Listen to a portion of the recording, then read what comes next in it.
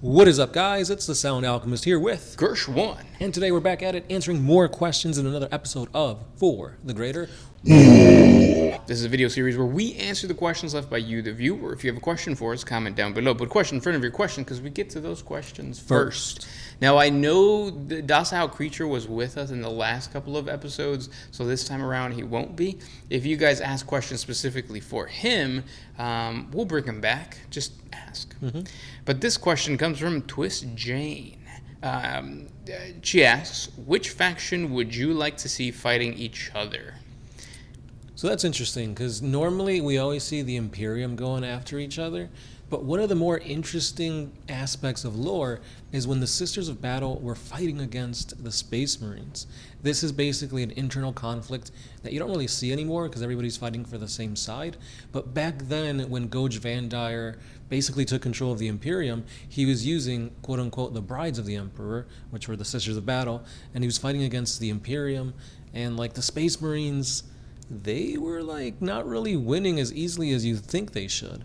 So I think it'd be really interesting if we see some kind of iteration of this replayed again in current times. Maybe like a fallen sister or something like that, to where you get to see them going toe-to-toe once again. And I think the key to that is it's always fun when you see two factions in Warhammer 40K that shouldn't be fighting each other. So, like you said, Sisters of Battle versus Space Marines versus Space Marines, Imperial Guard versus Space Marines. I know when we did our little narrative campaign, we had the DM who couldn't wrap his mind around the concept of two Space Marine chapters fighting each other. In reality, it's happened, and it's happened multiple times in 40K lore. You have obviously the Horus Heresy, The Bad Ab War. And then just a bunch of little schisms that happen where a Space Marine chapter doesn't necessarily go chaos. They just say, hey, respect the fact that we are our own organization, and nobody should fuck with that. And then the Inquisition sends in the Minotaurs, or they send in Space Wolves or something like that. Right. And then they fight. The Inquisition versus Space Wolves is another really good one too. So yeah, whenever any type of factions that shouldn't be fighting together fights, it's awesome. And then lastly, I would add that whenever it's not a stereotypical bad guy, so the Orcs, Tyranids, and I feel the Necrons, they're horde armies technically, and it always seems like it's centered around these guys are the cannon fodder that are going to be thrown at the whatever force. When you don't have that, it seems kind of cool and intriguing. Of ooh, how is the Tau Empire going to defeat the Dark Eldar? They usually don't. Yeah, usually 9 times out of 10. Yeah. Even in their own codex. Yeah. Good question, though.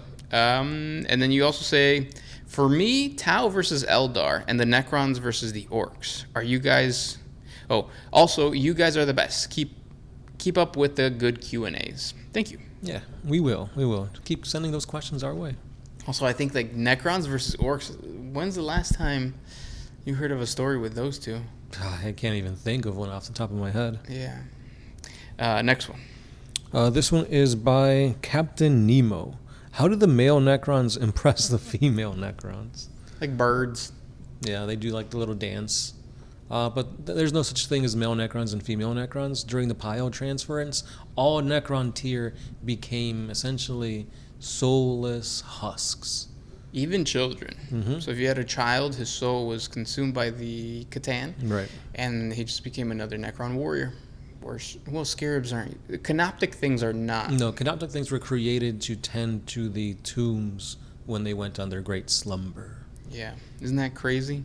Sad that an entire Necron tier civilization population went through genocide. Basically, yeah. Next question. This one is by Isaac Chan. Would you guys be okay if your moms joined OMS and just answer questions with you guys the best they can, or even just give their opinion on you guys, your minis, etc.? My mom doesn't speak English. Yeah, so it'd be kind of interesting. We'd have to put subtitles, and I think you got a little bit of a hyperfixation on moms, so tip my hat to you.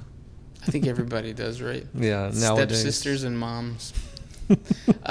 Also, on the topic of what language our moms speak, They speak Spanish, so we speak Spanish. I've noticed that on YouTube, there's a huge boom with Spanish-speaking YouTube channels. So it'd be cool if you guys can suggest any channels that we should watch that are Spanish-speaking things. And I know what you're saying. Why speak English? And you're speaking English. Why would I listen to Spanish? There's a lot of bilingual people that I'm pretty sure listen to us. So if you guys have a cool Spanish 40K channel that you guys would recommend, let us know what it is. Next question. This one's by Mitram B. What's y'all favorite dinosaur? For me, it's gonna be the plesiosaur. Which is that one? It's basically the one that like the Loch Ness monster is based off of. So it's like long neck, like basically Lapras, the Pokemon. It's the thing that saved everybody during the latest Jurassic Park thing, right? Like the T-Rex. No, not the T-Rex, because the T-Rex saved. Wasn't there like a dinosaur came out and then this giant fucking... that thing? No, I don't think that's a plesiosaur. It's like a... I don't even know what the heck that is. Oh. It's like a crocodile fish dinosaur thing. I like the ones with the ball on their tail. What are they called? Armadillos? Oh, those? Like with the hard heads too? Yeah. Yeah, I don't know what they're called. You know what's crazy? I saw a TikTok that said that a T-Rex is closer to us in terms of like the time than they are to the long neck dinosaurs. Yeah, because when you think about like the Cretaceous period, the Jurassic period, these are like millions of years like separating them. That's insane. Just like we're closer to the Roman Empire than the Roman Empire is to ancient Egypt, or at least the Egyptians that built the pyramids. That's crazy. Think of all the mystery that's been lost to us. Yeah, one of the craziest things to me is when like they say that Martin Luther King and what was her name? Chick who died during the Holocaust. Yeah, that they were like at the same time. Like what the heck? Like my brain can't fathom time. Same like age that. or something. Yeah. Next question comes from T Sundukos. How y'all stay looking fine? It's called getting ready to film. Look at us at any other time, and we'd look like a depressed, sad human being. Also, we've changed a lot. If you look at the very original For the Greater WAAAGH and then you look at us now, dehydration has fucked us up. 100% I agree with that. Coffee and energy drinks do not do it for people. No, if you're young, stay away from that stuff and just drink water. Yeah. It helps. Right. We were so full of energy back then. And now everything requires like 110%. Everything requires at least 400 milligrams of caffeine. That's true. We had a friend recently who had a panic attack.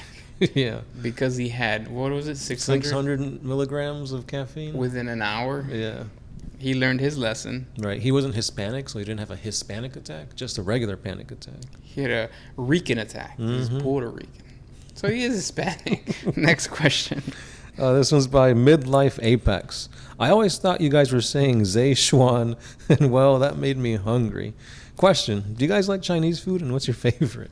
Yeah, so our go-to spot, remember back in the day, it was China Chef? Yeah. That Chinese spot is no longer there. And for me, it was the Szechuan chicken. Or no, General Tao's. Yeah. I don't know. I like a lot of like Chinese food. I don't think I could pick just one because it's like whatever you give me, I'll eat. But chicken's good. What's your go-to order at Panda? Panda? I usually do the teriyaki chicken. Yeah. I do orange chicken and white rice. Really good. I know that because there's a lot of UK watchers. Chinese food in America is different than Chinese food in the UK. Yeah, like Panda Express is like Americanized. Yeah. Well, I think they have curry on everything or something like that. Not to get anybody mad. A long time ago, we had a watcher who said, like, greetings from Wales. And we were like, where's that? Because we didn't know where Wales was. They were under the ocean. It was part of the UK. And since then, I know what Wales is. Next question. This one's by Brian BBBBBB. Would you go on a date with a sister of battle? Do they have a vow of celibacy? Oh, of course. Then no. Because they can't love anything except the emperor. Yeah, if you guys aren't smashing, there's a part of a relationship that requires that. So. Yeah, we got a friend that doesn't do that, and is that a relationship? It's a friendship. There you go. Which there's nothing wrong with that. I think a lot of our parents probably grew up in friendships and not relationships, but we don't talk about that. Right. Our past haunts us. Yeah. So would you date a sister of battle? Oh, 100%. But they'd probably like indoctrinate me into the whole Imperial Creed. So then you'd just be a friend to a sister of battle. Mm-hmm. What do males do within the order of the sisters of battle? Do you know? No, they like it's the same thing that serfs do. Like they tend to the armor, the weapons, and stuff like that. There's really nothing you can do as a male in 40K unless you're like amazing and becoming a Stardy. You have the off chance of becoming like a planetary governor, a rogue trader. Like the avenues are there, but like it's very minuscule, like less than 1%. I feel like the best role you could ever have in 40K. I think we've done a video on the One Mind Syndicate page, but a rogue trader is probably the best employment, or what is it, career you could choose. You could like explore the galaxy, get like a ragtag group of misfits. That don't even have to be human. You could have like a crew, an orc. Yeah. And then last question comes from Guild of Noobs. How are y'all doing? Do you need a hug? If you could get a hug from any 40K character, who would it be? Okay, that's interesting because I mean I'm always gonna take a hug. Well, maybe. But if I could get a hug from any 40K character, I think the best one would have to be an Earthcast Tau member. Say it. Because they thick. I agree. I think there's just something about thick Earthcast women that's just intriguing to be hugged. It's like when that ant that's just voluptuous would hug you. I think that's amazing. So I agree. Yeah. And no, we don't need a hug. We're men. We hide our emotions. Thank you guys so much for listening. If you guys have more questions, let us know in the comment section below. Don't forget we have super thanks, so you can hit us up with a super thanks, and then your question will be a guaranteed thumbnail question within the next episode. Thank you so much for supporting the channel, and we'll talk tomorrow. Yeah, thanks for being our therapists, and as always, it's the Sound Alchemist, Gershwan. and we are out. Always